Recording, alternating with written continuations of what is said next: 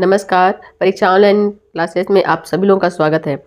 आज हम लोग देखने वाले हैं महात्मा गांधी का एक शुरुआत से लेकर के अंत तक जो एक जीवन रहा है और भारतीय इतिहास में कहाँ-कहाँ पर इनका महत्वपूर्ण योगदान रहा है। इसको पढ़ने का मेन पर्पस है, जब आप छत्तीसगढ़ इतिहास पढ़ें या फिर भारतीय इतिहास पढ़ें तो आप एक क्रम से देखते हैं इतिहास का क्रम, जहाँ पर खासकर आधुनिक भारत में एक नए शख्स की एंट्री होती है और उनका व्यापक योगदान है महात्मा गांधी। तो उनका क्या क्रम रहा है, किस प्रकार का उनका जीवन रहा है, उसको अगर हम देख लेते हैं तो जब हम एमसीक्यू सॉल्व करेंगे या आंसर राइटिंग करेंगे तो वहाँ पर क्योंकि हमको पूरा शुरू से लेकर के अंत तक पता है तो हम आसानी से रिलेट कर लेंगे और कन्फ्यूज़न नहीं होगा। तो इसके लिए हमने इसको अलग से एक पार्ट में ही डिवाइड कर लिया है। तो चलिए शुरू करते हैं। सबसे पहले देखिए महात्मा गांधी जन्म में, ये सब तो फिलहाल एमसीक्यू का पार्ट नहीं है, लेकिन एक सरसरी तौर पे आपको पता होना चाहिए, सभी को पता है 2 अक्टूबर 1869 जन्म है। 2 अक्टूबर 1869। महात्मा गांधी पिता का नाम क्या था? करमचंद गांधी। और माता थी पुतलीबाई। पत्नी का नाम था कस्तूरबा गांधी। और इनके जो पुत्र थे, 4 पुत्र थे, हरिराम, मणिलाल, रामदास और देवदास। में कहाँ हुआ था? पोरबंदर, काठियावाड़, गुजरात में। प्राइमरी स्कूल का अध्ययन किया। कस्तूरबा से सगाई हो गई 1876 में। 1888 में राजकोट हाई स्कूल में इन्होंने अध्ययन किया। 1883 में 13 साल की उम्र में कस्तूरबा के साथ इनका विवाह हो गया। उसके बाद 85 में 63 वर्ष की आयु में पिता का इनका निधन हो गया। अब पिता के चले जाने के बाद अक्सर ये होता है कि जो घर के बड़े हैं, जो भी चाहे पुत्र हो या पुत्री हो, उन पर अप्रत्यक्ष रूप से एक भार आ जाता है घर के प्रति, चाहे वो उस चीज़ को स्वीकार करें या ना करें। तो सेम इनके साथ भी हुआ। तो मैट्रिक पास कर भावनगर के जो सामल दास कॉलेज था वहाँ पर उन्होंने प्रवेश लिया और फिर 1 साल बाद कॉलेज को उन्होंने छोड़ भी दिया। 1888 में प्रथम पुत्र का इनका जन्म हुआ, क्योंकि इनकी भी शादी हो चुकी थी।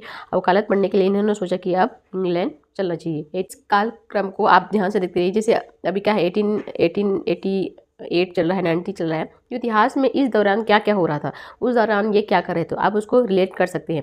1891 वकालत पढ़ाई पूरी कर देश लौटे वापिस। माता पुतलीबाई का तब तक निधन हो गया था, पिता पहले चल बसे थे। अब उन्होंने क्या किया कि बम्बई तथा राजकोट में वकालत करना शुरू किया 1891 में। 1893 में भारतीय मुस्लिम द्वारा एक व्यवसाय संघ की मांग पर केस लड़ने दक्षिण अफ्रीका के ट्रांसवाल की राजधानी प्रिंटोरिया पहुंचे। वहां उन्हें सभी प्रकार के रंग भेद का सामना करना पड़ा। एक व्यापारी थे, उन्होंने अपने केस लड़ने के लिए उनको बोला और सीसी के नाम पर पहली बार वो क्या गए, दक्षिण अफ्रीका एक लॉयर के तौर पर पहुंचे। अब जब गए तो कहानी सबको पता है किस तरीके से रंग भेद वहाँ चल रहा था और उनको भी उस रंग भेद का सामना करना पड़ा। 1894 में रंग भेद का सामना करने के बाद वहीं रहकर समाज के कार्य करने के लिए उन्होंने वकालत का काम को आगे जारी रखा और नेटाल इंडियन कांग्रेस की स्थापना की कहाँ पे? दक्षिण अफ्रीका में। अभी ऐसा क्यों हुआ? क्योंकि उन्होंने देखा, क्योंकि उसमें एक युवा थे और कार्य भी कर रहे थे और जिस प्रकार के उन्होंने विरोध का सामना किया तो उनको एक मौका भी मिला और उन्होंने सोचा कि क्यों ना इस तरीके से हम जो की भावना है समाज में, जिस प्रकार के रंग को करके हमें ताने सहने पड़ रहे, सुनना पड़ रहा है, तो उसके प्रति हमें आवाज़ उठाना चाहिए। और यहाँ पर उन्होंने नेटाल इंडियन कांग्रेस की स्थापना की। कहाँ पे की? दक्षिण अफ्रीका में। 1896 में 6 महीने के लिए भारत लौटे और पत्नी तथा दोनों पुत्रों को लेकर के वे नेटाल चले गए। 1899 में ब्रिटिश सेना के लिए बोअर युद्ध में भारतीय एम्बुलेंस सेवा तैयार की, क्योंकि तब तक वो भारत में जो स्थितियां हैं उससे अवगत नहीं थे। जो भी वो तब तक पढ़ाई में और एक तरीके से अपने जीविकोपार्जन में थे, तब तक वो भारतीय राजनीति में आए नहीं थे और भारत में क्या स्थिति है, किस प्रकार से प्रताड़ित किया जा रहा है भारतीयों को, उसे एक तरीके से पूरी तरीके से कहें कि जानकारी उनको नहीं थी। 1901 में सपरिवार स्वदेश रवाना हुए तथा दक्षिण अफ्रीका में बसे भारतीयों को आश्वासन दिया कि जब भी आवश्यकता महसूस करेंगे वो वापस लौटेंगे। देश का दौरा किया, कलकत्ता के कांग्रेस अधिवेशन में भाग लिया तथा बम्बई में वकालत का दफ्तर खोला। एक समय कब है? 1902 में भारतीय समुदाय द्वारा बुलाए जाने पर दक्षिण अफ्रीका पुनः वापिस चले गए। 3 में जोहान्सबर्ग में वकालत का दफ्तर खोला। इंडियन ओपिनियन की स्थापना की, इसको याद रखेंगे, है ना। इंडियन ओपिनियन कहाँ स्थापना की? आपके जोहान्सबर्ग में। उसके बाद 1904 में इंडियन ओपिनियन की साप्ताहिक पत्र का प्रकाशन आरंभ कर दिया गया। 1906 में जुलू विद्रोह के दौरान भारतीय एम्बुलेंस सेवा तैयार की, इसके पहले भी कर चुके थे। उसके बाद एशियाटिक अटेंडेंस के विरुद्ध में जोहान्सबर्ग के प्रथम सत्याग्रह अभियान प्रारंभ किया। जैसे जब भी सत्याग्रह हम शब्द सुनते हैं तो उनको सुन के हमको महात्मा गांधी याद आते हैं। तो तो सबसे पहले 1906 में इन्होंने कहाँ किया था, दक्षिण अफ्रीका जोहान्सबर्ग में इन्होंने किया था।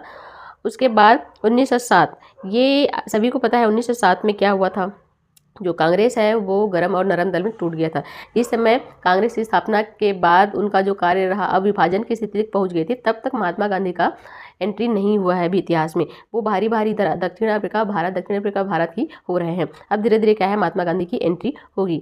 अब 1907 में अगर कांग्रेस से जोड़े तो कांग्रेस का गरम दल और नरम दल में 2 भाग में विभाजन हो गया था। उसी दौरान ब्लैक एक्ट भारतीयों तथा अन्य एशियाई लोगों को जबरदस्ती पंजीकरण के विरुद्ध सत्याग्रह किया। ये तो अभी वहीं चल रहा है दक्षिण अफ्रीका में। उसके बाद 1909 में सिविल ओबीडियंस से प्रभावित होकर लियो टॉल्स्टॉय से पत्राचार शुरू किया, जिनके kingdom of God is within you से गांधी काफ़ी प्रभावित थे।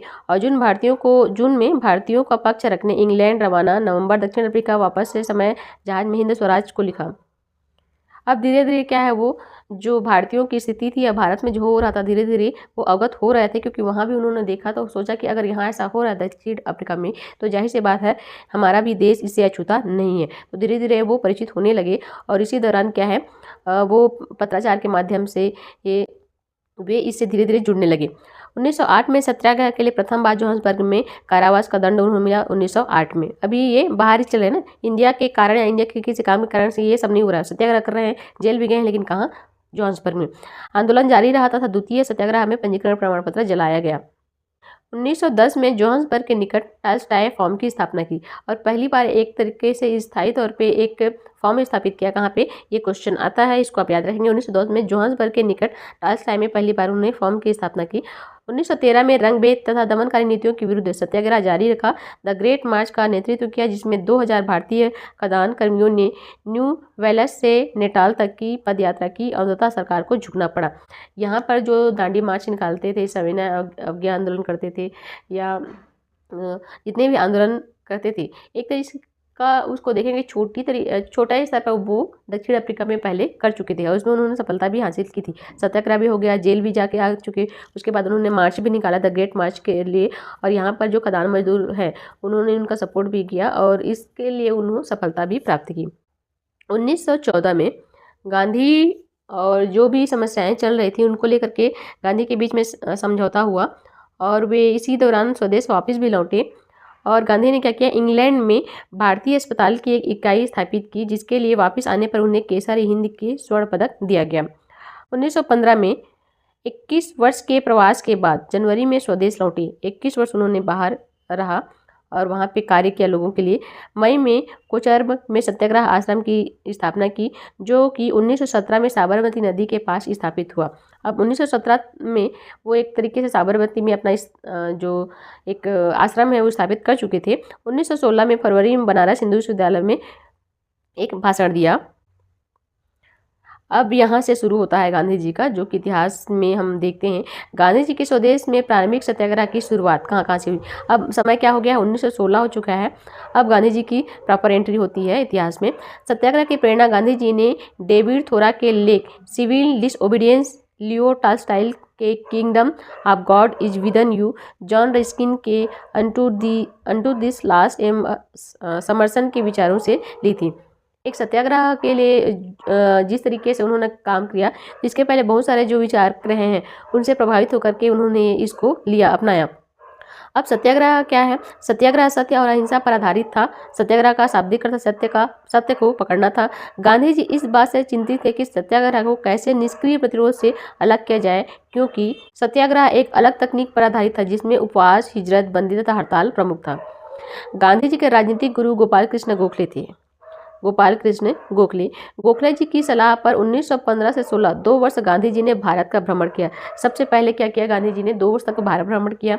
इसके बाद 1917 से 18 के बीच में 3 प्रारंभिक आंदोलन का नेतृत्व किया। अब यहाँ से जो डेट है वो महत्वपूर्ण हो जाती हैं, जिसको आपको याद करना जरूरी है। 1917 में भारत ने प्रथम सत्याग्रह चंपारण बिहार का नेतृत्व किया। डेट याद रखेंगे, 1917 कहाँ किया, बिहार के चंपारण में।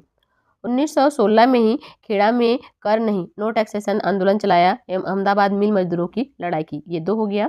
1916 में खेड़ा सत्याग्रह, 1917 में चंपारण्य। और चंपारण्य को थोड़ा विस्तार से देख लेते हैं। चंपारण सत्याग्रह जो कि 1917 में हुआ था, उस समय किसानों का एक अनुबंध था, 3/20 में से 20 कट्टा में 3 कट्टा भाग पर नील की खेती करने के लिए बाध्य किया गया था। इस 3 कठिया पद्धति कहते थे और किसान इससे छुटकारा चाहते थे। इसके लिए राजकुमार शुक्ल ने गांधी जी को आमंत्रित किया था। तब गांधी जी ने भारत में पहली सत्याग्रह चंपारण बिहार से ही शुरू किया। सरकार झुकी, जांच के लिए आयोग का गठन किया गया। इस पद्धति को समाप्त कर वसूली का 25% हिस्सा किसानों को वापस किया गया। गांधी जी के कुशल नेतृत्व से प्रभावित होकर रविंद्रनाथ टैगोर ने उन्हें महात्मा की उपाधि दी। किसने दी, ये क्वेश्चन बनता है। रविंद्रनाथ टैगोर ने किसको दी, महात्मा गांधी को। अब आता है खेड़ा सत्याग्रह 1918। 1918 ईस्वी में गुजरात के खेड़ा जिले में भीषण अकाल पड़ा। इसके बावजूद सरकार ने मालगुजारी प्रक्रिया बंद नहीं की, अपितु 23% और वसूली बढ़ा दी। जबकि राजस्व व्यवस्था के अनुसार यदि फसल का उत्पादन कुल उत्पादन का 1/4 से भी कम हो तो किसान को कर्ज माफ करना चाहिए था। इस पर गांधी जी ने घोषणा की, यदि सरकार गरीब किसान का कर्ज माफ कर दे तो सक्षम किसान स्वयं कर दे देंगे। सरकार ने गुप्त रूप से अपने अधिकारियों से वहाँ की जो किसान सक्षम थे उन्हें कर्ज से कर ले लिया। ऐसे आपका खेड़ा सत्याग्रह हो गया। उसके बाद अहमदाबाद मिल हड़ताल भी हुआ 1918। ये 1916 था, है ना, 1918 लिखा गया था खेड़ा। उसके बाद अहमदाबाद मिल हड़ताल, यह आंदोलन भारतीय कपड़ा मिल मालिकों के विरुद्ध था। यहाँ पर मजदूरों के बोनस को लेकर गांधी जी ने जो भूख हड़ताल करने का कहा था स्वयं भूख हड़ताल की। यहाँ उनकी पहली भूख हड़ताल थी। कौन सा, अहमदाबाद में भूख हड़ताल करने को कहा था स्वयं भूख हड़ताल में बैठ गए। यही उनकी पहली भूख हड़ताल थी। इसके फलस्वरूप मिल मालिक समझौते को तैयार हो गए। इस मामले को एक ट्रिब्यूनल को सौंपा गया जिससे मजदूर का पक्ष लेते हुए 35% बोनस देने का फैसला सुनाया गया। इस तरीके से उन्होंने 3 सफल आंदोलन किया 16, 17 और 18 में। खेड़ा, उसके बाद चंपारण और अहमदाबाद। अब आता है खिलाफत आंदोलन 1919 से 1922 में। उद्देश्य क्या था, तुर्की में खलीफा के पद को पुनः स्थापित करना। अंग्रेजों ने जो दबाव बनाया था उसके विरुद्ध था। कारण क्या था, ऑटोमन तुर्क साम्राज्य की प्रथम विश्व युद्ध में हार के कारण मुसलमानों का नाराज होना। सेबे की संधि 1920 ईस्वी में तुर्क के साथ कठोर शर्तों ने आग में घी का काम किया। अंग्रेजों द्वारा सुल्तान के विरुद्ध उकसाए जाने से अरब में विद्रोह हुए जिसमें भारत में मुसलमानों की भावना को आहत हुई। इसमें हुआ क्या था, जब प्रथम विश्व युद्ध चल रहा था उस दौरान की घटना है। कब है, 1919 खिलाफत आंदोलन। ये चौथा है ना, याद रखेंगे। 16, 17, 18 आ गया 19। प्रथम विश्व युद्ध की समाप्ति के बाद ब्रिटिश सरकार ने तुर्क साम्राज्य का विघटन करने का निश्चय किया, जिसके कारण भारत में खिलाफत आंदोलन प्रारंभ हुआ और 17 अक्टूबर 1919 ईस्वी को अखिल भारतीय स्तर पर खिलाफत दिवस मनाया गया और आंदोलन प्रारंभ हो गया। 10 अगस्त 1920 डेट याद रखेंगे। हम पहुंच गए हैं 1920 में। अब क्या चल रहा है, खिलाफत आंदोलन को संपन्न शिविर संधि के बाद तुर्क का विभाजन हो गया और मौलाना मोहम्मद अली और शौकत अली ने खिलाफत कमेटी का गठन कर अंग्रेजों के खिलाफ खिलाफत आंदोलन प्रारंभ किया। अब यहाँ पर 2 नए नाम जुड़ रहे हैं, इसको याद रखेंगे, मौलाना मोहम्मद अली और शौकत अली। आंदोलन का समर्थन कांग्रेस द्वारा किया गया क्योंकि महात्मा गांधी के विचारों से अंग्रेजों के खिलाफत हिंदू और मुसलमान के एक होने का एक स्वर्णिम अवसर था। तो यहाँ पर महात्मा गांधी ने सोचा था क्यों ना जो हमारे देश में धर्म को लेकर के अराजकता फैल रही है इसको एक मौके तौर पर भुनाया जाए। उन्होंने एक नारा दिया और सभी को साथ लेकर के चलने के लिए इस आंदोलन को अगुवाई करने के लिए भी वे सहमत हो गए। जब मुस्तफ़ा कमाल पाशा के नेतृत्व में टर्की के खलीफा की सत्ता समाप्त कर गई तो 1922 में आंदोलन स्वतः ही समाप्त हो गया। उसके बाद आता है सबसे बड़ा आंदोलन जिसको कहते हैं असहयोग आंदोलन 1920 से 1922। 1920 से लेकर के 1922 तक हम देखेंगे। इसके पहले महात्मा गांधी ने काफ़ी आंदोलन कर चुके हैं। अब उनको एक तरीके से अनुभव हो गया और किस तरीके से किसी आंदोलन को लीड करना है और अंग्रेजों को किस तरीके से हम मात दे सकते हैं। इसके पहले उन्होंने दक्षिण अफ्रीका में भी काफ़ी सफल आंदोलन किए, भारत में भी 3 से 4 उन्होंने कर चुके और पूरी तरीके से भारत घूम चुके हैं। अब उनको अनुभव हो गया है। अब वो असहयोग आंदोलन 1920 से 22 तक जो चला उसकी शुरुआत करते हैं। इसमें हम देखते हैं कि गांधी जी रोलेट एक्ट एवं मॉन्टेग्यू चेम्सफोर्ड सुधार में बड़ा आघात लगा। मुसलमानों ने भी खिलाफत कमेटी का गठन कर खिलाफत आंदोलन शुरू किया। गांधी जी ने अंग्रेजों के खिलाफ असहयोग आंदोलन चलाने का निश्चय किया। मॉन्टेग्यू चेम्सफोर्ड ये हम जब 1919 या 1919 में 1909 में जब हम इसमें कॉन्स्टिट्यूशन में पढ़ते हैं तो इस दौरान बहुत सारे एक्ट लाए जाते हैं आपके अंग्रेजी सरकार द्वारा। तो उसमें बहुत सारे ऐसे प्रावधान होते हैं जो भारत के हित में नहीं होते हैं। उद्देश्य क्या था? उद्देश्य था ब्रिटिश सरकार के राजनीतिक, आर्थिक तथा सामाजिक संस्था का बहिष्कार करना और शासन की मशीनरी को बिल्कुल ठप करना। शुरुआत में 1920 में राष्ट्रीय कांग्रेस के कलकत्ता अधिवेशन के बाद दिसंबर 1920 ईस्वी में कांग्रेस के नागपुर, अब ये सारे डेट महत्वपूर्ण हो जाते हैं। 1920 ईस्वी में कांग्रेस के नागपुर अधिवेशन में इस निर्णय को स्वीकृति मिली। जब असहयोग आंदोलन हुआ 1920 में, तो इसकी स्वीकृति कहाँ मिली? नागपुर अधिवेशन में। जनवरी 1921 ईस्वी में कांग्रेस द्वारा गांधी जी के नेतृत्व में ईमानदारी पूर्वक असहयोग आंदोलन प्रारंभ किया गया। असहयोग आंदोलन को सफल बनाने हेतु किए गए प्रयास: सरकारी उपाधियों, वैतनिक तथा अवैतनिक पदों का त्याग करना। क्या क्या विरोध किए गए? सरकारी उत्सवों एवं दरबारों की सम्मिश्रण न होना में सम्मिलित न होना, सरकारी एवं अर्ध सरकारी स्कूलों का त्याग करना, 1919 के अधिनियम के अंतर्गत होने वाले चुनावों का बहिष्कार करना, सरकारी अदालतों का बहिष्कार करना, विदेशी माल का बहिष्कार करना। इस तरीके से जितने भी सरकार से जुड़े हुए चीज़ थे उनको अस्वीकार कर दिया गया, उनको बहिष्कार कर दिया गया। गांधी जी के पत्र द्वारा वायसराय लॉर्ड रीडिंग को सूचित किया गया कि यदि सरकार ने अपना रवैया न बदला तो शीघ्र ही कर न देने का आंदोलन चलाया जाएगा। इतना साफ करने के बाद गांधी जी ने एक तरीके से चेतावनी भरे लेटर भी दिया कि आप देख ही रहे हैं किस तरीके से जनता आपका असहयोग कर रही है, आपका विरोध कर रही है, इतने में भी आप नहीं झुकते हैं, तो हम कर ना देने का भी आगे विचार कर रहे हैं और उसको भी एक बड़ा ही आंदोलन का रूप देंगे। उसका कारण क्या था? 1920 से शुरू हो गया। अब आंदोलन किस कारण से समाप्त कर दिया गया? गांधी जी ने कहा था कि आंदोलन पूरी तरीके से अहिंसक होना चाहिए, किंतु फरवरी 1922 में चौरा-चौरी कांड की वजह से इसे स्थगित कर दिया गया। अभी तक हमने एक 16 से हम देखते हैं भारतीय इतिहास में घटना। ये 16 हो गया, 17 हो गया, 18 हो गया, उसके बाद 19 हो गया, है ना? ये तीनों में उन्होंने सत्याग्रह किया। उसके बाद 19 हो गया, 19 से उसके बाद 1920 में उन्होंने असहयोग आंदोलन शुरू किया और मात्र 2 साल में 22 में ही उनको खत्म करना पड़ा। इसका मेन कारण क्या है? इसी दौरान एक बड़ी घटना हो जाती है जिसको कहते हैं चौरा-चौरी कांड। इसमें एक पुलिस थाना को जिसमें पुलिस थे उसको आग लगा दिया जाता है और इसी दौरान इसको असहयोग आंदोलन को समाप्त करना पड़ता है। हुआ क्या था? चौरा-चौरी उत्तर प्रदेश में गोरखपुर के पास एक कस्बा है। यहाँ 4 फरवरी 1922, याद रखेंगे 4 फरवरी 1922 में भारतीय आंदोलनकारियों ने ब्रिटिश सरकार की एक पुलिस चौकी को आग लगा दी, जिसमें उसमें छुपे हुए 22 पुलिसकर्मी जिंदा जल गए। इस घटना को चौरा-चौरी कांड के नाम से जाना जाता है। देखिए, इतिहास अपने आप में बहुत व्यापक है और इसके पीछे केवल इतना ही नहीं हुआ था, इसके पीछे अगर हम जाएँ तो अलग घटना है, क्योंकि हमारा टॉपिक केवल गांधी है, गांधी को एक ही क्लास में कंप्लीट करना है, तो हम उधर नहीं जाएंगे। तो यहाँ पर इसके पीछे भी बहुत बड़ा साजिश था, क्योंकि जनता को या सामने वालों को ये दिखता है कि पुलिस वालों को जला दिया गया है, लेकिन उन्होंने लोगों के साथ कैसा बर्ताव किया था वो इतिहास में वो सामने नहीं आता है। फिलहाल वो अलग घटना है। अब देखते हैं कि जब महात्मा गांधी ने ये आंदोलन शुरुआत किया था तो उन्होंने क्या कि जो हमारा आंदोलन होगा पूरी तरीके से अहिंसा से प्रेरित रहेगा, क्योंकि एक बहुत ही बड़ा हिंसा हो चुका है, तो इस घटना को हम आगे और लेके नहीं जाएंगे। इसके बाद क्या किया गया? इस घटना को ध्यान में रखते हुए असहयोग आंदोलन को वापस ले लिया गया।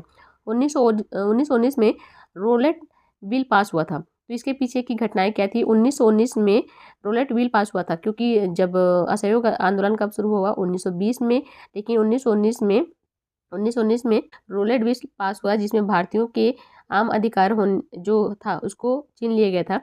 विरोध में उन्हें पहले अखिल भारतीय सत्याग्रह छेड़ा, राष्ट्रीय व्यापी हड़ताल का आह्वान भी सफल हुआ। अंग्रेजी साप्ताहिक पत्र यंग इंडिया तथा गुजराती साप्ताहिक नवजीवन के संपादक पद ग्रहण किया। रोलेट एक्ट ये था कि बिना दलील, बिना अपील, इस तरीके से किसी व्यक्ति को शंका के आधार पर गिरफ्तार किया जा सकता था।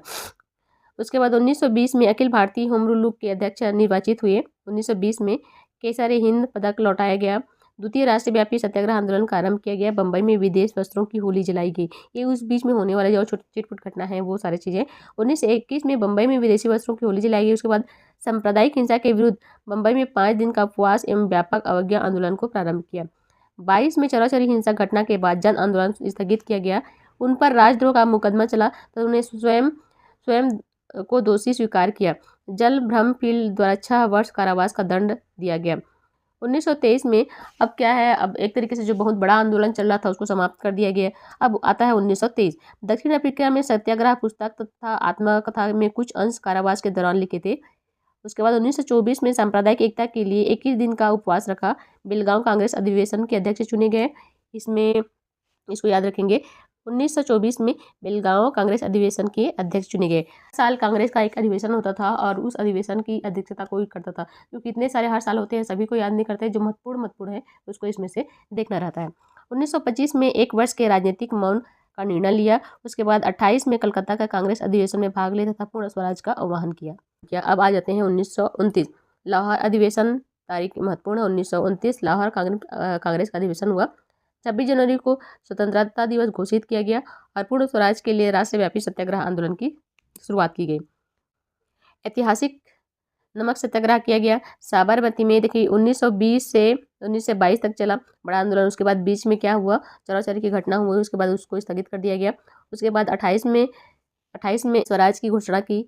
30 में नमक सत्याग्रह हुआ और साबरमती से दांडी तक यात्रा का नेतृत्व किया और सविनय अवज्ञा आंदोलन की शुरुआत होगी। अब जो सेकेंड पाली में जो 1930 में होता है, जो बड़ा आंदोलन सविनय अवज्ञा आंदोलन 1930, वो 1920 में हुआ था, ये 1930 10 साल के अंतराल के बाद। 31 में गांधी इरविन समझौता।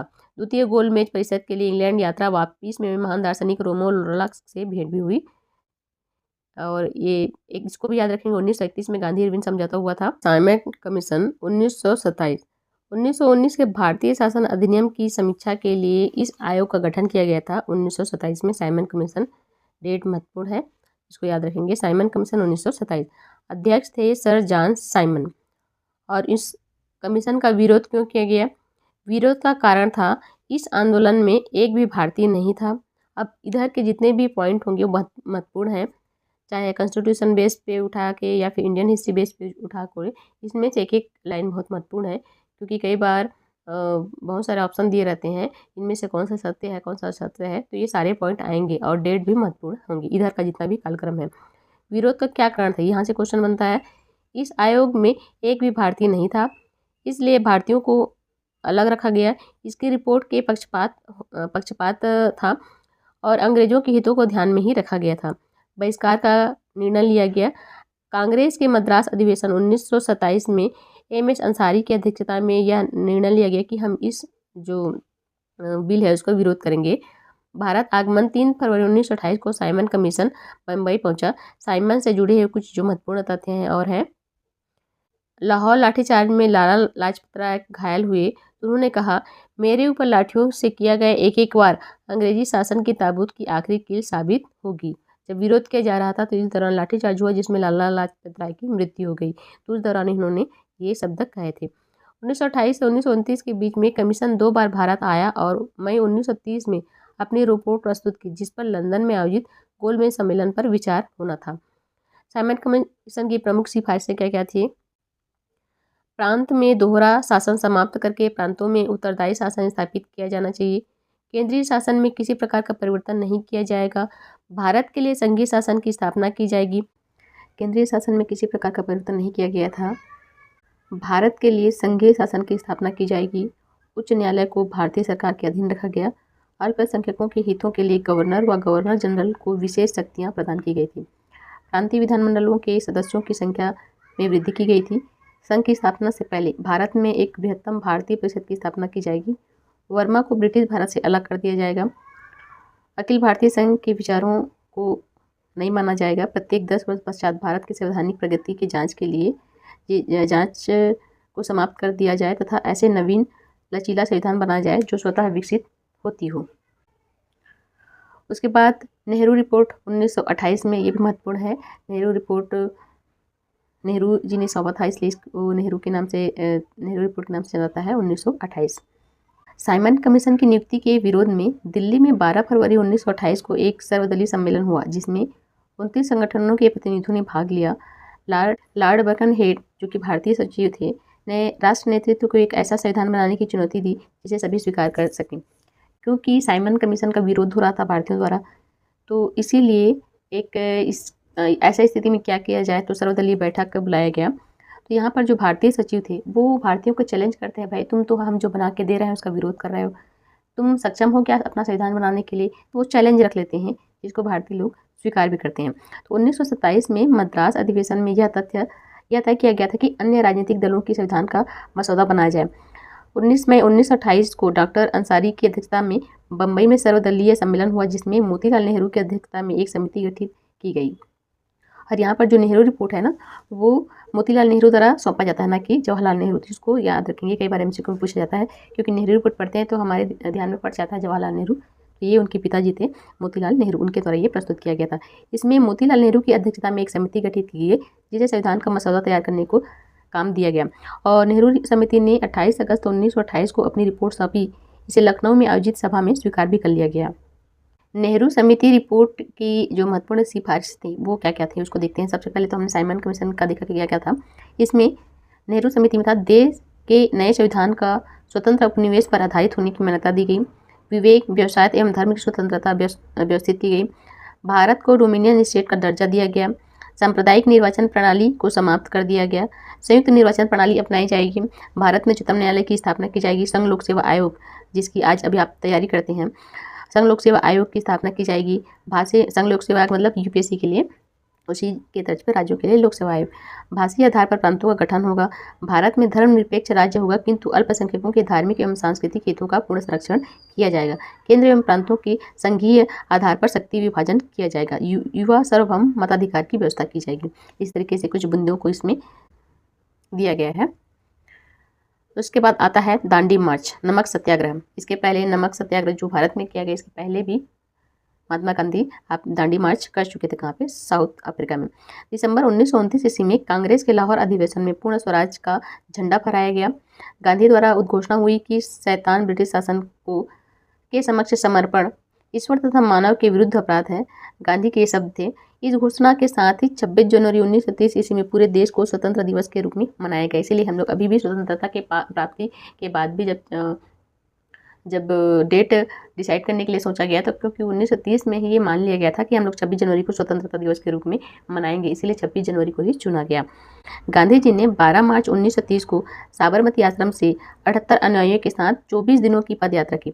यहाँ पर डेट इंपॉर्टेंट है। डेट आप 12 मार्च 1930 और कितने अनुयायी थे? 78 थे। इसको पूछा जाता है। कहाँ से? साबरमती आश्रम से 78 अनुयायियों के साथ 24 दिनों की पद यात्रा की और 5 अप्रैल को दांडी पहुँचकर 6 अप्रैल को नमक कानून तोड़ा, जो कि 385 से लेकर के 390 किलोमीटर काफ़ी दूरी है। जब हम छत्तीसगढ़ का देखते हैं, दूरी देखते हैं ऊपर से नीचे या दक्षिण से पूर्व या फिर पूर्व से पश्चिम, तो हम कितना 700 से 800 किलोमीटर पाते हैं, और इधर 300 से 400 किलोमीटर, इससे भी कहीं ज़्यादा दूरी उन्होंने तय किया था। और जब ये नमक कानून तोड़ा गया, तो इसी के संदर्भ में छत्तीसगढ़ में हम देखते हैं कि इसी दौरान अलग अलग स्थानों पर अलग अलग जो व्यक्ति थे, उन्होंने नमक बनाकर नमक कानून को तोड़ा था। तो कौन कौन व्यक्ति थे, इसी डेट पे आपको याद रखना है। सुभाष चंद्र बोस ने इनकी तुलना नेपोलियन के पेरिस मार्च व मुसोलिनी के रोम मार्च से की है। दरसाना में नमक सत्याग्रह का नेतृत्व सरोजिनी नायडू ने किया। इमाम साहिब मणिलाल गांधी जी के बेटे ने किया था। उत्तर पूर्व में इस आंदोलन का नेतृत्व 13 वर्षीय नागा महिला ने किया था। जवाहरलाल नेहरू ने इसे रानी की उपाधि दी थी। ये उत्तर पूर्व में था। इन्हें अभी तक तो यहाँ से क्वेश्चन नहीं बना है, फिर एक बार कोई दिक्कत नहीं है कि एक बार सुन लेते हैं। इन्हें नागालैंड की जान ऑफ आर्क भी कहा जाता है।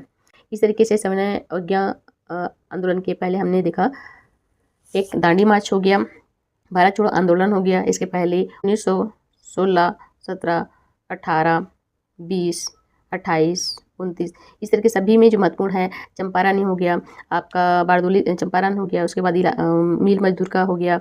उसके बाद आपका 1920 में आपका सहयोग आंदोलन हो गया, नेहरू रिपोर्ट हो गया। अब एक क्रमवार आप ये क्या होगा, इसको क्रमवार आपके दिमाग में एक छवि बनते जाएगा। जब आप संविधान पढ़ेंगे तो कहाँ पे गांधी का इन्वॉल्वमेंट था, वो आसानी से उसको पकड़ लेंगे। अब देखते हैं सविनय अवज्ञा आंदोलन। शुरुआत किया गया 6 अप्रैल 1930।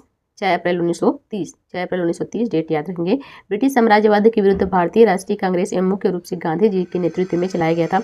इसके पहले असहयोग करके देख लिया, जो नियम बनाए थे उनको भी तोड़ के देख लिया गया, फिर भी लगा कि काम नहीं बन रहा है, तो उसके बाद सविनय अवज्ञा आंदोलन की शुरुआत की गई 1930 में। मुख्य रूप से गांधी जी के नेतृत्व में चलाया गया। कारण क्या था? यंग इंडिया समाचार पत्र में लेख द्वारा ब्रिटिश सरकार से 11 सूत्र अंतिम मांग पत्र, जिसमें पूर्ण स्वतंत्रता की मांग शामिल नहीं थी, प्रस्तुत किया गया था।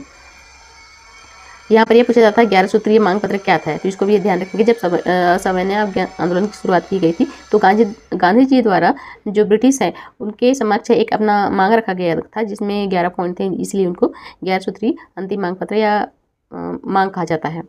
गांधी जी द्वारा 41 दिनों तक सरकार के प्रतिक्रिया का इंतजार किया गया। सरकार ने मांगे नहीं मानी, तब सविनय अवज्ञा आंदोलन शुरू किया गया 6 अप्रैल 1930 को दांडी मार्च से। देखो, पहले तो उन्होंने एक विनय किया कि भाई ये हमारी मांगे हैं, इसकी पूर्ति होनी चाहिए। जब उन्होंने देखा कि 40 से 41 दिन हो गया तो भी नहीं हो रहा है काम, तो उन्होंने फिर से अपना एक जो सत्याग्रह का स्टाइल है उसको अपनाया। बोला कि भाई आप हमारी मांग स्वीकार नहीं कर रहे हैं, हम फिर से आंदोलन करेंगे। और इस तरीके से सविनय अवज्ञा आंदोलन का शुरुआत हुआ। अभी भी उन्होंने हिंसा का रास्ता नहीं अपनाया। उन्होंने अभी भी बोला कि हम विनय तरीके से, सविनय तरीके से आंदोलन करेंगे। अंतिम पत्र में भारतीयों की 11 सूत्री मांग की प्रस्तुति क्या क्या थे इसमें?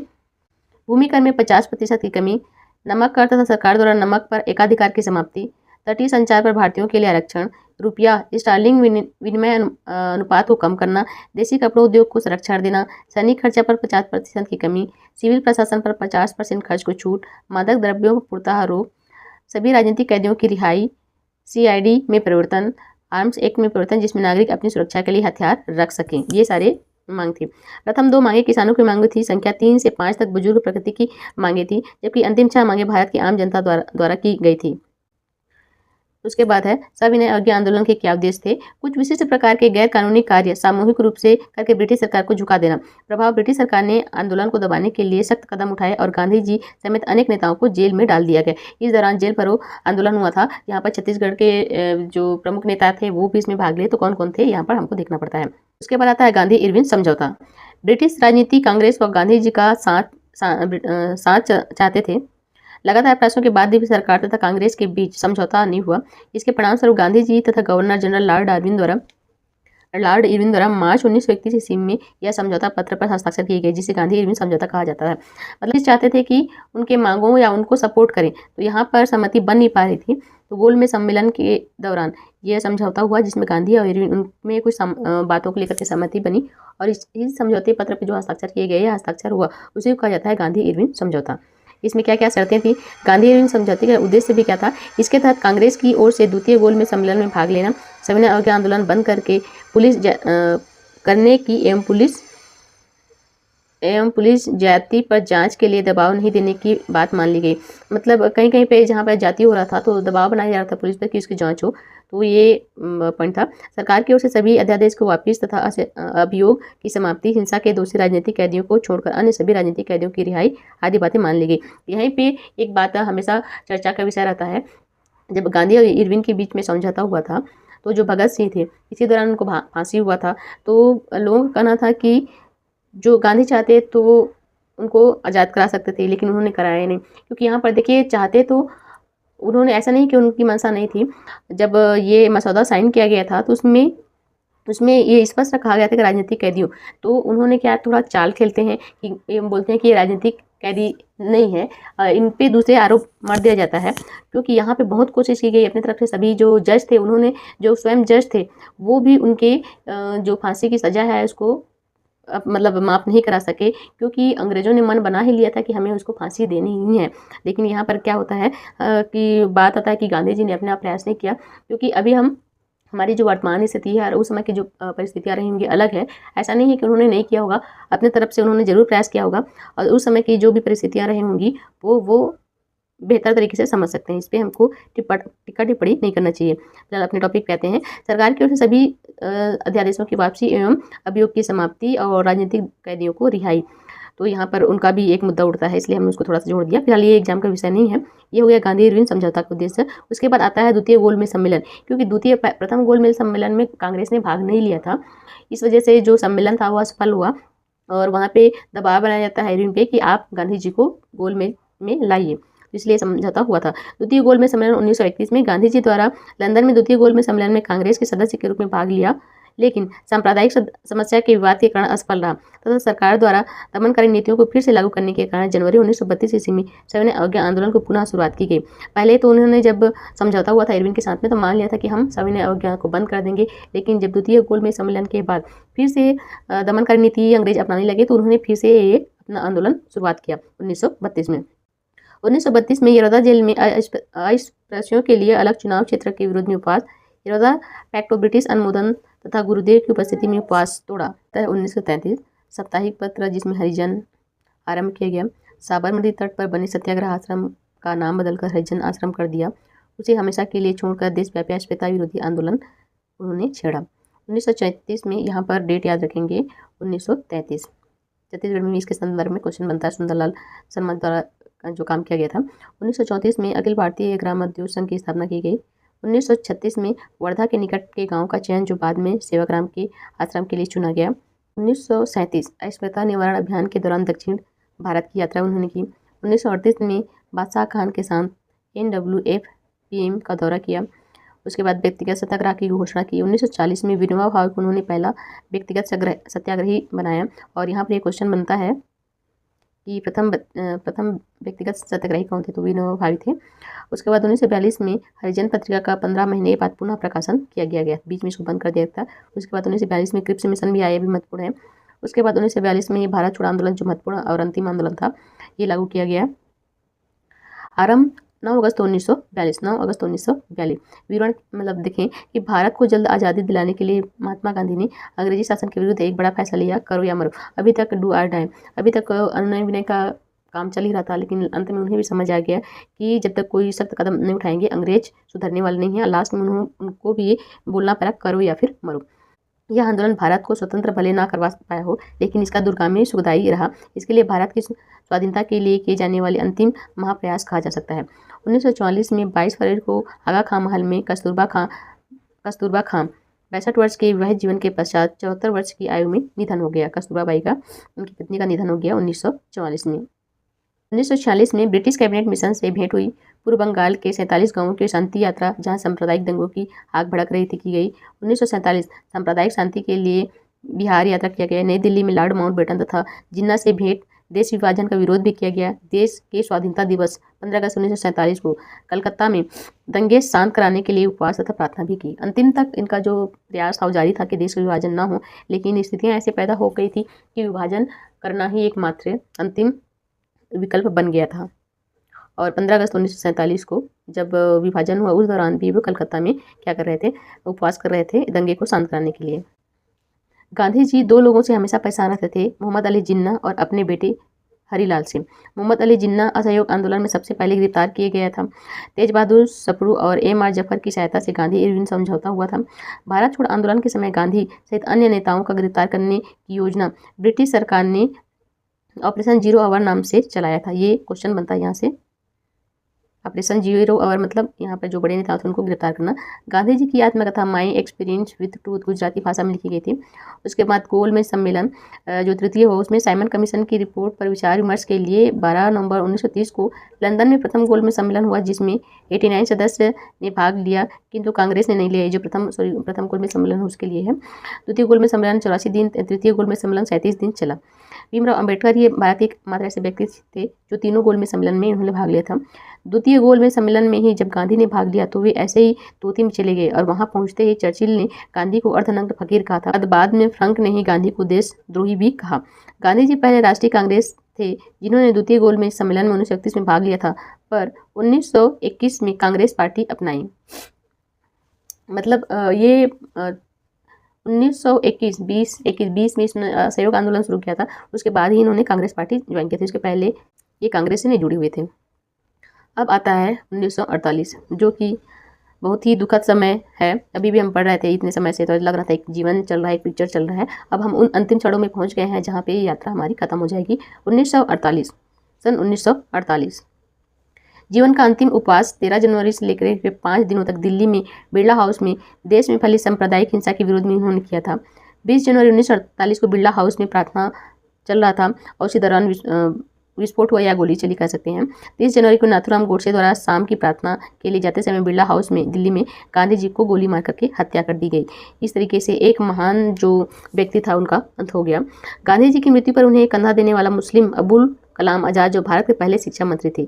शहीद दिवस 30 जनवरी को गांधी जी की पुण्यतिथि पर ही मनाया जाता है।